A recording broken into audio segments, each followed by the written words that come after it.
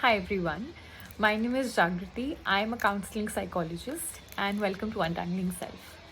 I'm starting a few series on relationship with self wherein we will talk about what exactly is self, what is it that self comprises of, and we'll also try to understand what are the tools that we can use to navigate ourselves and also how we all can build this nurturing self for us.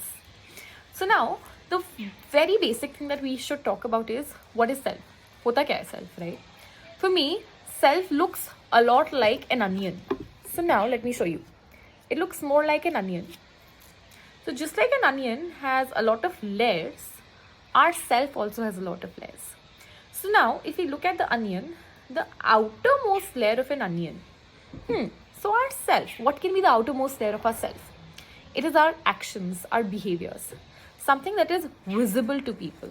A behavior is something that you do or not do, right? Now, then we talk about what is the next layer. The next layer is our emotions.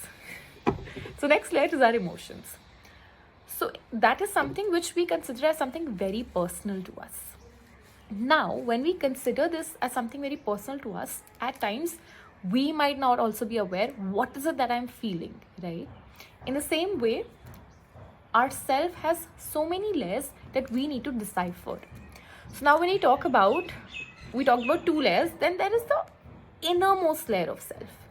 This innermost layer of self is our thoughts, something which is very personal to us, where we know that nobody will know what I'm thinking. If I'm saying it out loud, then people will know, but my thoughts, when I have not let it out, no one will know what I'm thinking. It can be our intriguing thoughts, it can be some self-doubt thoughts, it can be some very motivating and powerful thoughts, but that is something which remains at the core of our self. So our self has three important components, which is our thoughts, our emotions, and then our actions. So now when we got to know that, all right, this is what a self looks like, we are very scared in getting to explore these emotions, these thoughts, and our behavior. And you know why?